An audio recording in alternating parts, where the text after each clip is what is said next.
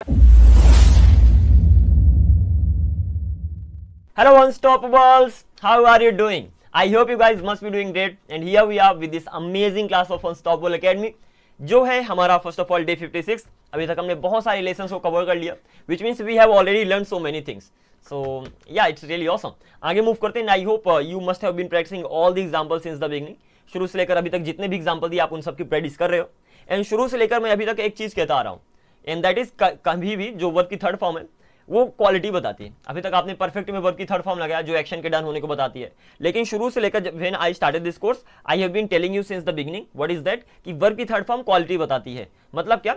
If I just simply explain it to you right now and that's going to be this कि अगर to have के बगल में simple अगर आप वर्ब की थर्ड फॉर्म लगाते हो तो ये बन जाता है परफेक्ट, जो कि आपको पता है, ठीक है ना। तो ये बन गया परफेक्ट हमारा और ये बताएगा काम के डन होने को, मतलब एक्शन डन हो गया तो उसकी कहानी ये बताएगा, ठीक है ना।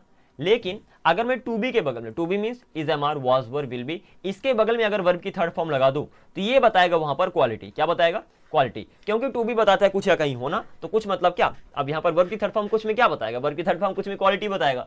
सो यहाँ पर ही हमारी क्या चीज बताती है? यहाँ पर हमारी बताती है क्वालिटी को, ठीक है ना। So this is the thing कि वर्ब की थर्ड फॉर्म लगाओ। जैसे मैंने बोला कि ये कपड़े मतलब दीज क्लॉथ्स, ये कपड़े धुले हुए हैं तो दीज क्लॉथ्स, अब धुला हुआ मतलब धुलना मतलब वॉश, वॉश की थर्ड फॉर्म क्या होती है? वॉश्ड। सो आप बोलोगे दीज क्लॉथ्स आर वॉश्ड। कुछ इस तरीके से आप आगे मूव करने वाले हो। बाय द वे अभी एक्टिव पैसिव में आई मीन कंफ्यूज मत हो जाना कि सर टू बी के बगल में हम वर्ब की थर्ड फॉर्म लगाकर एक्टिव पैसिव में चले जाएंगे, आई मीन पैसिव वॉइस में चले जाएंगे। We will discuss that too, but अभी के लिए ध्यान लो कि टू बी के बगल में अगर वर्ब की थर्ड फॉर्म आ गया तो क्वालिटी बताएगी, ठीक है ना। चलो जी, I hope it is clear. आगे मूव करते हैं।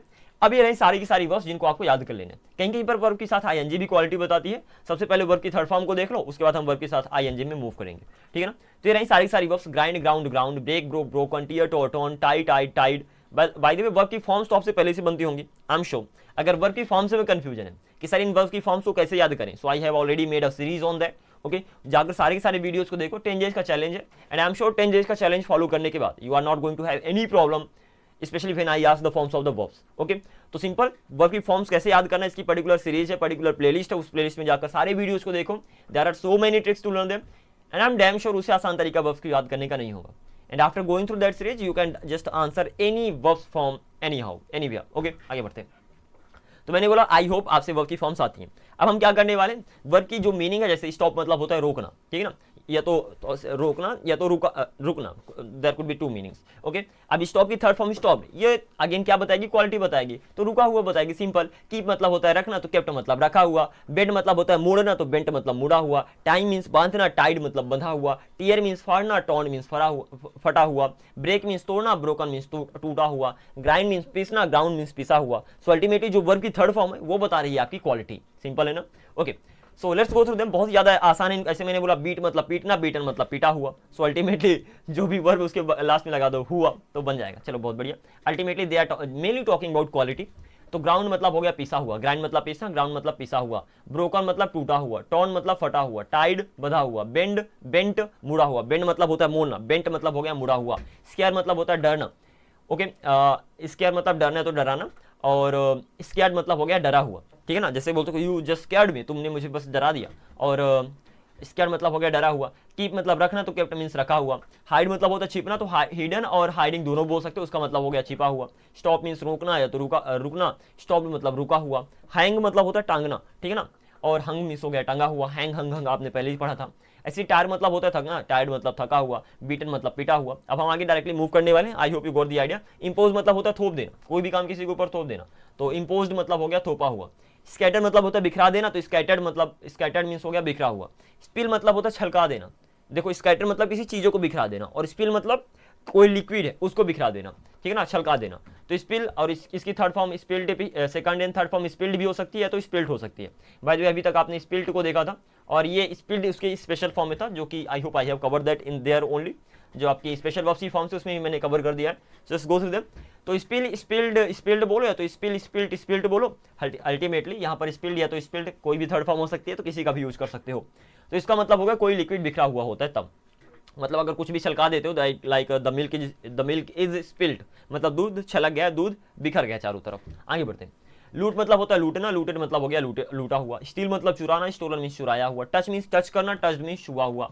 ओके, स्वेल मतलब होता है सूज जाना, स्वॉलन सूजा हुआ। ठीक है ना। लूज मतलब होता है खोना, तो लॉस्ट मतलब हो गया खोया हुआ। थ्रो मीन्स फेंकना, थ्रोन मीन्स फेंका हुआ। सेल मीन्स बेचना, सोल्ड मीन्स बिका हुआ। राइट मीन्स लिखना, रिटर्न मीन्स लिखा हुआ। ड्रिंक मीन्स पीना, और ड्रंक मीन्स पिया हुआ, मतलब जो पिए हुए लोग होते हैं ना। आई hope you got it. Okay, आगे बढ़ते हैं। स्टिक मतलब होता है चिपका देना या तो फंसा देना, ठीक है ना, या तो अटका देना। और स्टक मतलब हो गया चिपका हुआ तो अटका हुआ। कहीं पर आप अटक जाते हो वहां पर भी स्टक का यूज करते हो। कहीं पर आप तो चिपकोगे नहीं, कोई पेपर चिपकेगा, तो कहीं पर कोई पेपर चिपका हुआ तो वहां पर भी स्टक का यूज करोगे। तो आप बोल सकते हो the paper is stuck on the wall, ठीक है ना। ये तो I am stuck in the traffic, मैं ट्रैफिक में फंसा हुआ।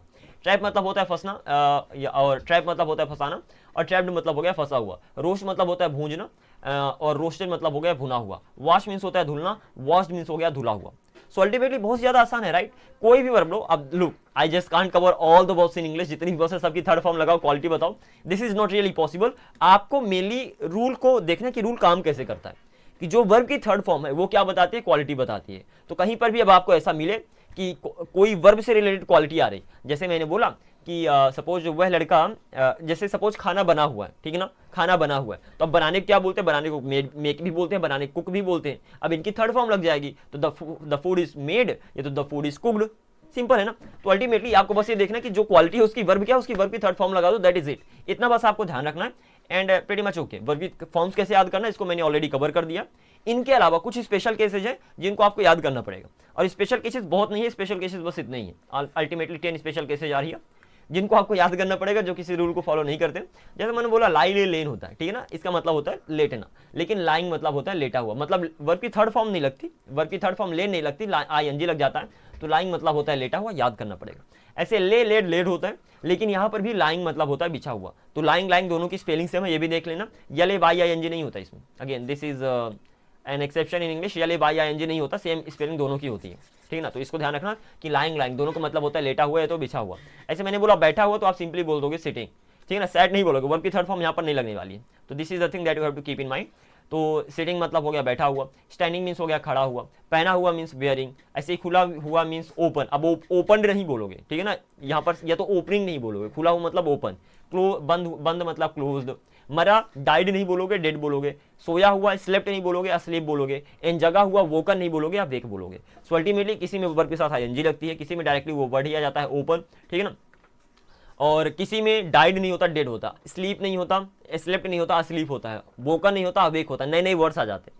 सो I hope it is clear. So these are the 10 special cases, ये 10 स्पेशल केस हैं जिनको आपको याद ही करना है। इनके अलावा बाकी सब में वर्ब की थर्ड फॉर्म लगा देना। Is that clear? So I hope you got the point exactly sentence बन कैसे रहे हैं।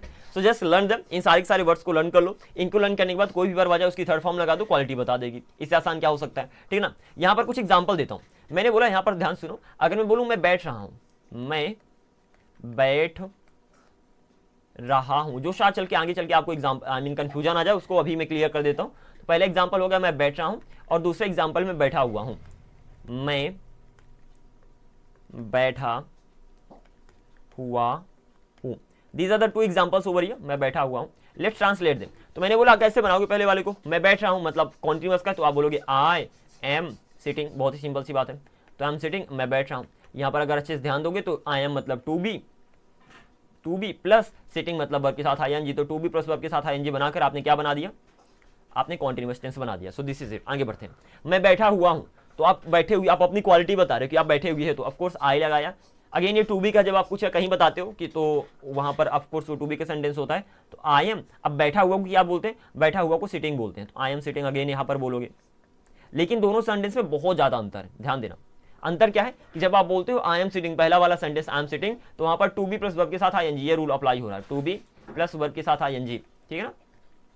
और वहां पर जो वर्ब के साथ आईएनजी आ रहा है वो काम के चल रहे होने को बता रहा है कि मैं बैठ रहा हूं, तो वहां पर बैठने का एक्शन चल रहा है। तो यहाँ पर टू बी प्लस वर्ब के साथ आईएनजी कॉन्टिन्यूअस का रूल है, ठीक है ना। लेकिन जब आप बोलते हो कि मैं बैठा हुआ हूं, अपनी क्वालिटी बताते हो, तो टू बी जब कुछ कहीं होना बताता वो वाले रूल में चले जाते हो।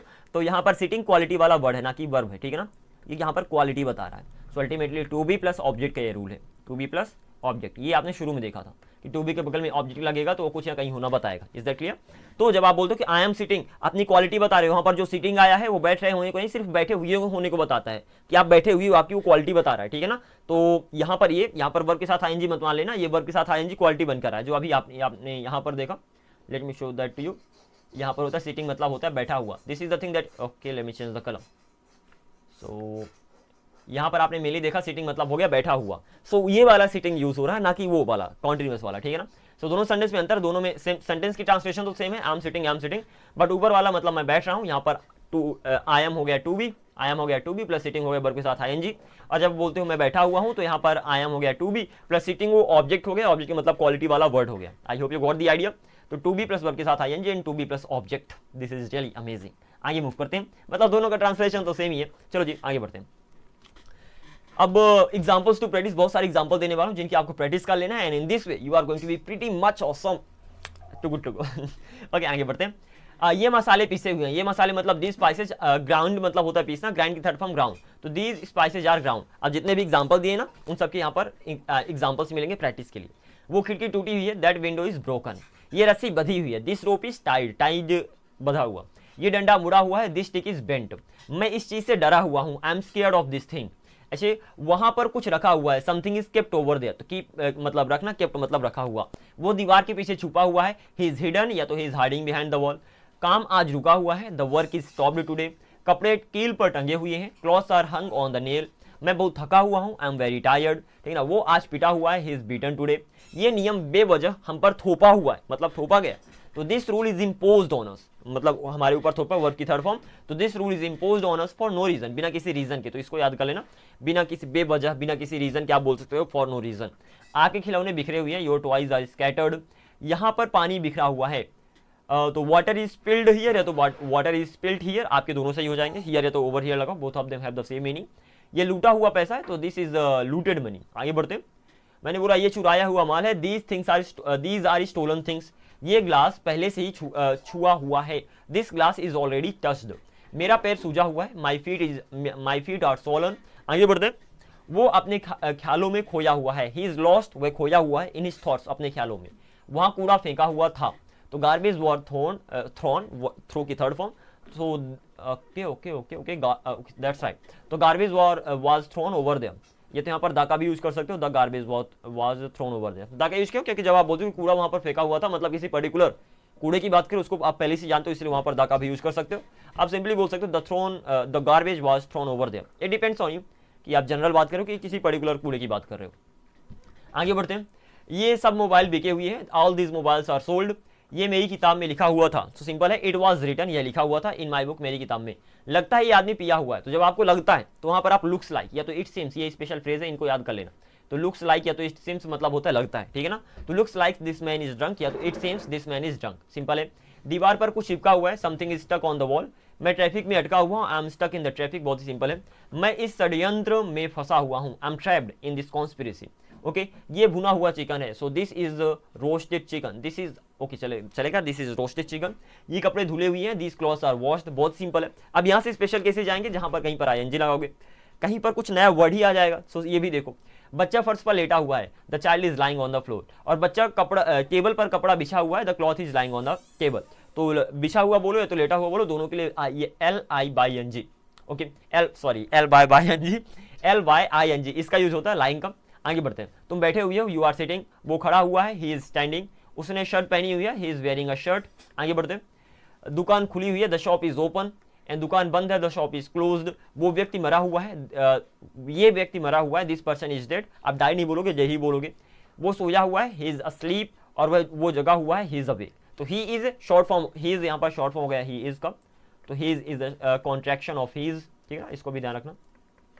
So this is the special thing that you have to keep in mind, and इसी के साथ आज का ये प्रैक्टिस सेशन एंड होता है। Ultimately it was just focused on one topic, and that is verb की थर्ड फॉर्म, की वर्ब की थर्ड फॉर्म अल्टीमेटली आपकी क्वालिटी कैसे बताती है। लास्ट में आपने क्या देखा, कुछ स्पेशल केसेज होते हैं जो शायद जो ऑफकोर्स वर्ब की ये इस रूल को फॉलो नहीं करते, मतलब वर्ब की थर्ड फॉर्म का यहाँ पर तो आपने यूज किया ही नहीं है, ठीक है ना, क्लोज के अलावा, so just keep that in mind, ठीक है ना, तो इनको बस अच्छे से याद कर लेना, इनके अलावा हर जगह आप वर्ब की थर्ड फॉर्म लगा दोगे और क्वालिटी बता दोगे। So this is it, now I am gonna see you in the next video, let me and this class, and this class is gonna be ending right now. Okay, so this was it in this video. Now I'm gonna see you in the next video. Until then, keep up the good work and be unstoppable. Soon I will see you in the next video for sure. Okay, take care, bye bye, keep up the good work, see you.